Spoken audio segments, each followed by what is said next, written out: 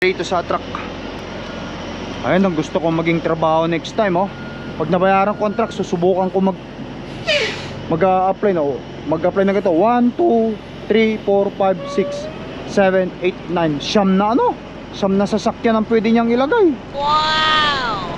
Sinabi ko sa dispatch ko pala, no? Nag-request talaga ako sa kanila ng ano guys, ng nag-request ako sa dispatch ko talaga guys ng magre-reset ako dito sa karsada kasi naubusan na ako ng driving hours. Yung recap ko maliliit ang dumarating, kulang na kulang din eh. Kaya ang ginawa ko, magre-reset na lang muna ako kasi ganoon din lang naman. Sabi ko kasi bukas pa naman ang delivery. Ito, ipakita ko sa inyo yung aking ano, yung aking ating ilag. Pakita natin. Share ko lang din naman.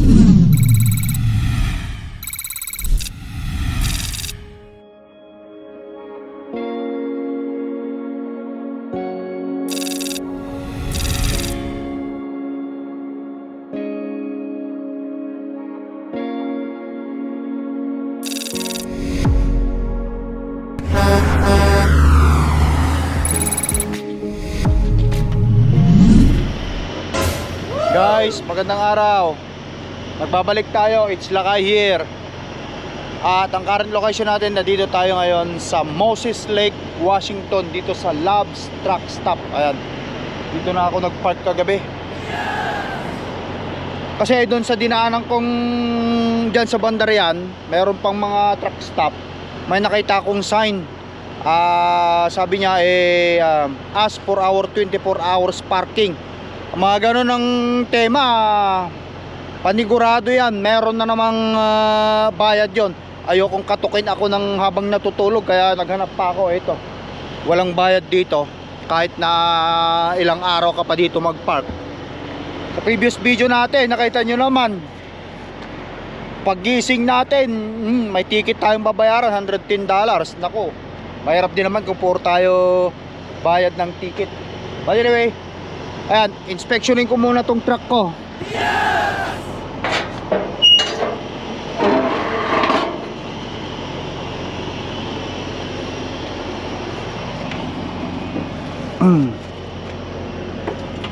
Ayan. Marami lang talaga. Check natin yung langis ni Kodaps.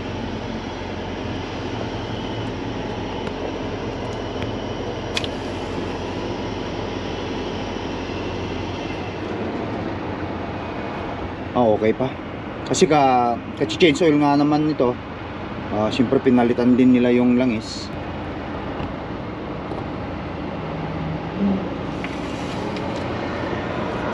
Marami talagang makina, hindi ko pa napapaugasan kasi.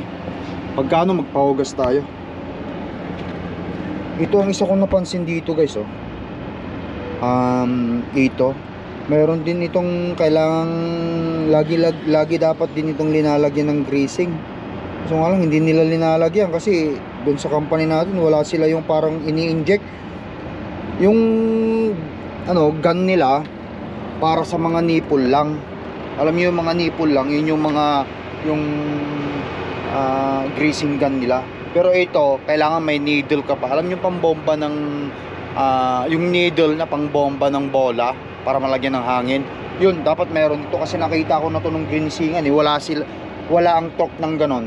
Kaya magpapag-greasing ako sa iba, sasabihin ko pati ito lagyan nila. Kasi yung mga ito nipple, may mga nipple ito.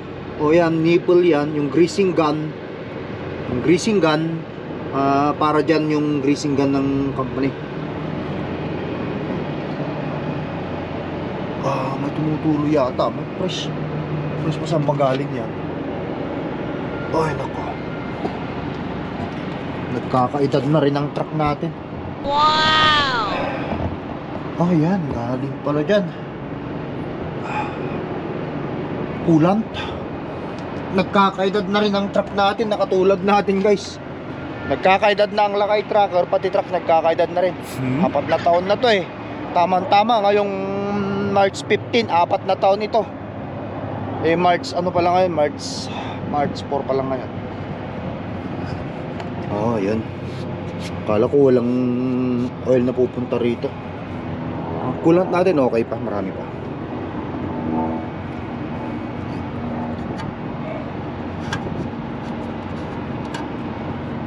Marami lang pero okay lang yan. Importante walang problema, hindi magkatok ang makina natin. Ang truck guys, kapag nabayaran mo naman ito, alam naman natin lahat no, kapag nabayaran mo na itong truck, yung 5 years na ang truck, magde-deficit at magde-deficit ang value ng truck na yan. Kaya naman sa susunod na taon, March 15, 2026, yun yung panglimang taon ko. Pero hindi totally March 16 mababayaran ko ito. Mayroon pang 3 buwan, additional 3 buwan pa. Kasi nung nakuha ko ang truck kong ito, may pakulo kasi dati guys may pakulo ang nagbebenta ng truck. Ang powerless noon na pag kumuha ka ng truck, 3 months ka muna bago mag-start magbayad para maka-earn ka muna, makaipon ka muna ng konting revenue mo para panggastos kung may problema. So nakuha ko ito ng March 15 ng 2021. Tara na mga kaibigan! 22, 23, 24, 25. So 4 na taon ko ngayon. From March 2021, April, May, June, July pa lang ako nag-start magbayad. So matatapos ko ito, sabihin na lang natin na March 2026 pang 5. So July ng 2026 matatapos natin to, July 2026. Oh, naalala ko pala, mayroon akong skip payment na isang buwan. In-adjust nila yon. Yung skip payment ko na yon, kung naalala sa mga nakasunod na sa video vlog ko no, di ba nakabangga ako ng most warak ang ni Cordapia ron. Warak ang harapan ni Cordapia dito sa na to. Ito. Isang buwan din siya sa guys, isang buwan din siya sa pagawaan. Kaya yung isang buwan na yon hindi kumita, hindi tayo nagkin ng revenue. Ang nangyari, pinakiusap ko sa powerless na mag-skip payment muna ako kasi syempre hindi rin naman ako nag-drive sa truck pero nag-company driver ako kasi meron program doon sa trappers dati na pwede kang mag-company driver. So hindi muna ako nagbayad ng truck, nakiusap ako, skip payment muna. So isang buwan yon. So dagdag yon ng another month na payment. Yung skip payment na yun, hindi yun free kumbaga ilalagay lang sa pinakahuli. So instead na matatapos tayo ng July,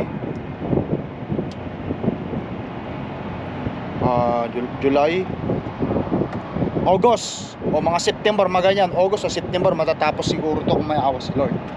Ayun, yun pala yung isang reason kung bakit nagkaroon ako ng skip payment. At isa pa, kaya ako nagkaroon ng moose bump dahil dun sa nabangga kong deer na yon, moose na yon. Kaya tayo nagkaroon ng moose bump. Ito. Kasi ang pakiusap ko noon, ang usapan namin noon, kasi warak nga yung aking bumper, yung puting bumper ko ng truck natin, warak na warak kasi talagang nabangga ko yung moose na yun. Sabi ko sa kanila, kung magkano man yung estimate ng insurance, at kung pwede, yung bumper ko na yan, yung plastic, yung original niya, huwag nyo nang ikabit. Sabi ko, magdadagdag na lang ako, bibili ako ng moose bump. Sabi ko, yan, itong moose bump na to ang binili ko. Ito, sabi ko sa kanila. Pero nung nagkwintahan, sabi nila sa akin, nung una pala, sabi sa akin, kung yun ang gusto mo, magdagdag ka ng $2,000, sabi sa akin. Sabi ko, walang problema. Ang gusto ko, magkaroon na ng moose bump, sabi ko sa kanila. Sabi nila, o sige, ganon. Nung natapos nila, binigay nila sa akin yung susi. So basically, they remove what you guys so tell me again, what did you remove this? You remove the moose bump, I mean the bumper, and replace with this one? Yeah, correct. Okay, so how about this one? Did you fix this one or you just buy a new one? Okay, sabi nila sa akin, wag ka nang huwag ka nang magbayad kasi na-carried na doon sa insurance yun, pati itong moose bump na to. Guys, kumbaga wala akong binayaran. Napaganda nun nung nakabangga ko ng deer kasi wala akong binayaran na para sa moose bump. Ang naging talo ko lang nun kasi yung original na bumper nito, ito kung makikita nyo yung truck na kulay blue na yan, yung sa harapan niya, mayroon siyang kulay itim na bumper na yan, yung mga yan, yung plastic yan, yung ganyan din sa akin yung nung dati. Hindi na nila ibinigay yon. Ang ginawa nila, we will keep this old one you have, sabi sa akin. Ipalit na lang daw yung itong moose bump na to. Sabi ko sa kanila kasi, kung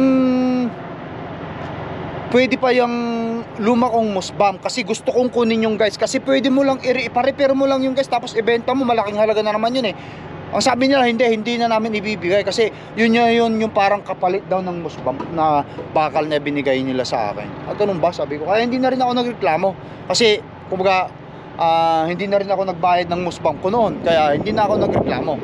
Pero kung tutusin, nung basag ng moose bump ko na yun o yung bumper ko na original nito, may bibenta pa nila yun guys, kahit mga 800 siguro pag ni-repair, o baka hindi lang yun.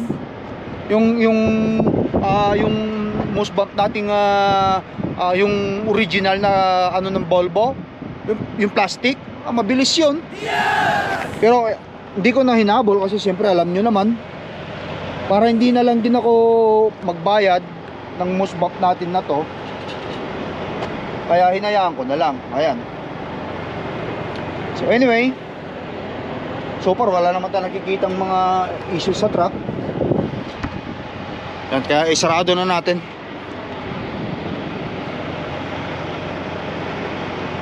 Ang sinabi ko sa dispatch ko pala, no?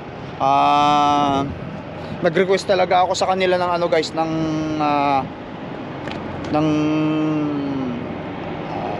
reset sa karsada.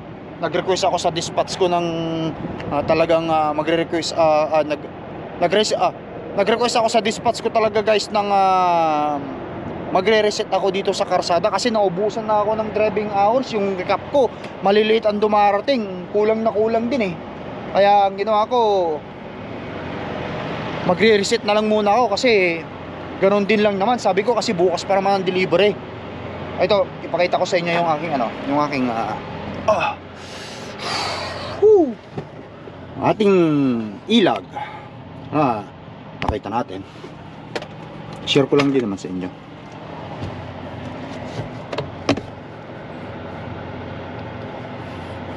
Yan. Yan no. Okay, so balik tayo sa nakakaano na ako dito, nakaka 20 hours and 21 minutes sleeper berth na ako. Dumating tayo dito kagahapon guys ng mga bandang alas 5, hindi ako nagkakamali, mga ganun. Ang oras pa lang ngayon dito is ano pa lang dito, alas 2 pa lang ngayon sa cellphone ko. So magti 24 hours ako ng alas 5. Tapos bukas ang delivery ko nito bukas ng alas 9. So bukas ng umaga, pecha 4, magta 36 hours. Kuha ko na yung reset ko nito. Naubos kasi yung driving hours natin kasi ang haba ng drive natin. Kung hindi ako nagkakamali, mula dun sa Cobourg, Ontario hanggang dito sa i-check natin sa Google, no? Yan, tapos maabot siya ng yata eh.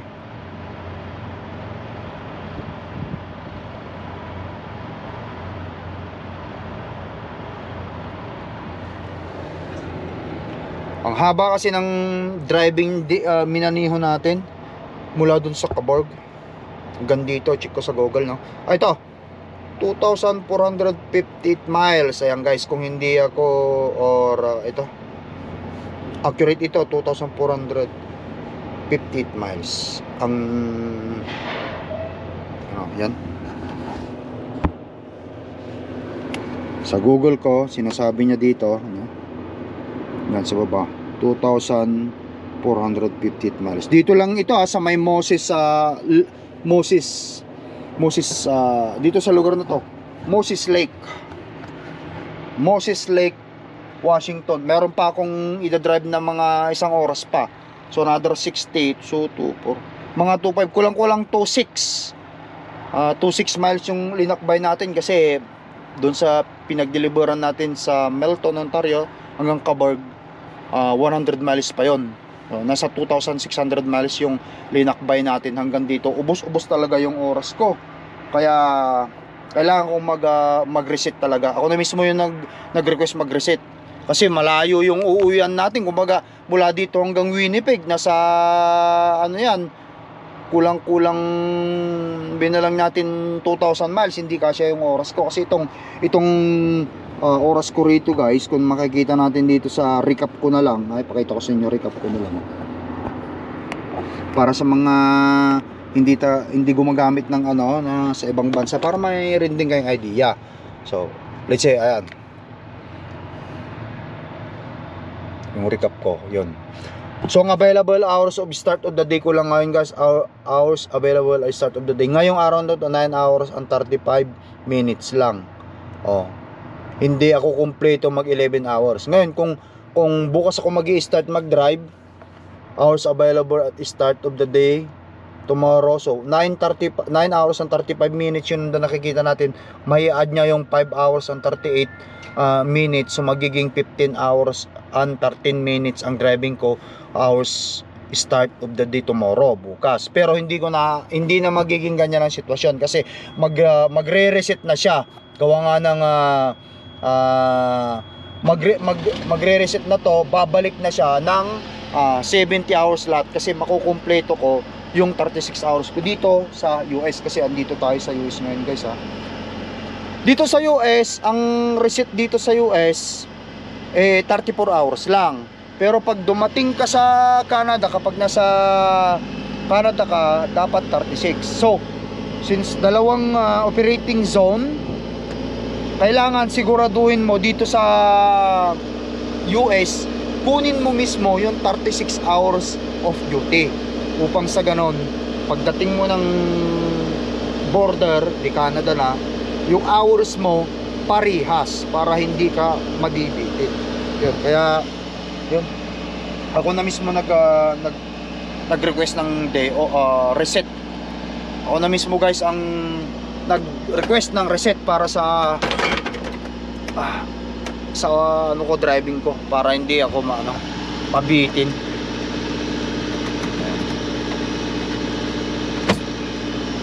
Alright guys, but anyway, bukas pa naman yung delivery natin. Ang gagawin ko, punta ako doon mamaya, at pagkatapos balik ko rito at mag-exercise tayo, kasi may pagkakataon pa. Balik ko na muna itong ng truck ko guys. Yan.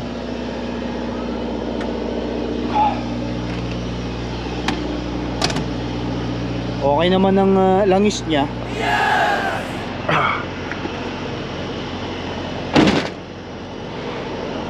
Alright guys, kuta muna natin dun sa likod. Tignan nga natin, baka mamaya wala na yung padlock natin dun mahirap din naman. Malinis to mga truck stop dito, wala kang makikitang dumi malinis sila. Huwag lang dito, kasi maraming tayo ng aso rito, kasi may mga aso yung mga ibang driver.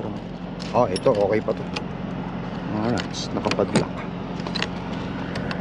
Ayos. Tara, punta muna tayo dun sa loob ng truck stop.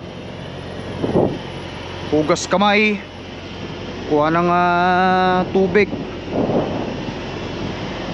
tapos balik tayo rito sa truck. Ayun ang gusto ko maging trabaho next time pag nabayaran contract, susubukan ko mag-apply na mag-apply na ito. 1, 2, 3, 4, 5, 6, 7, 8, 9 siyam na siyam na sasakyan ang pwede niyang ilagay. Pwede kaya ang truck ko dyan guys, sa palagay nyo?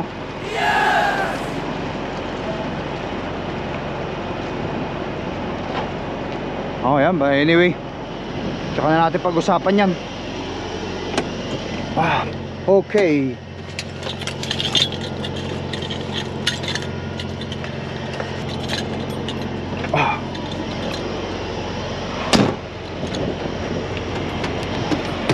Yun oh, sana all. Matrabaho rin yan guys. Kailangan mo rin na i-load yung mga sasakyan na yan. Ingatan mo, mamay magasgasan yan eh, paktay na.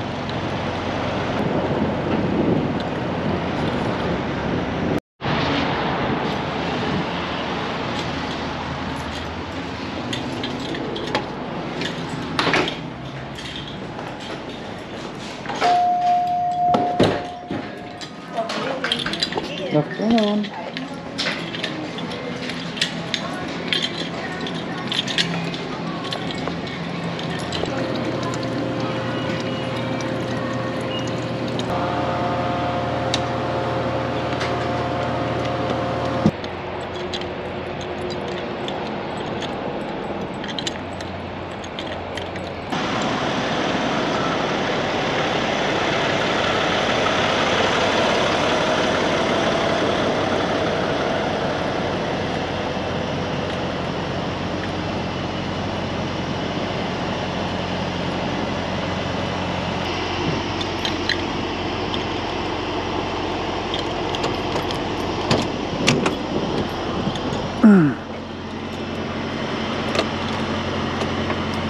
Alright guys, ay magbabalik tayo.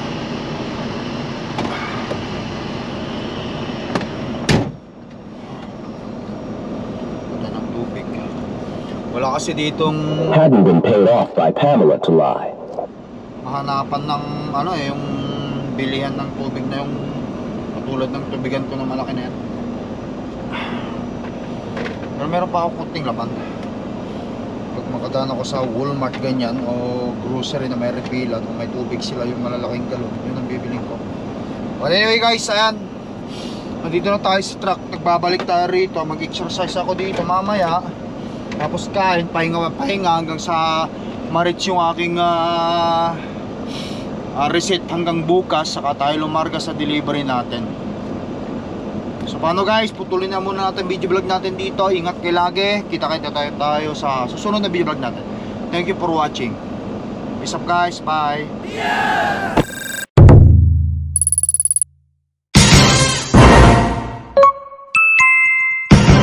Lakai Tracker.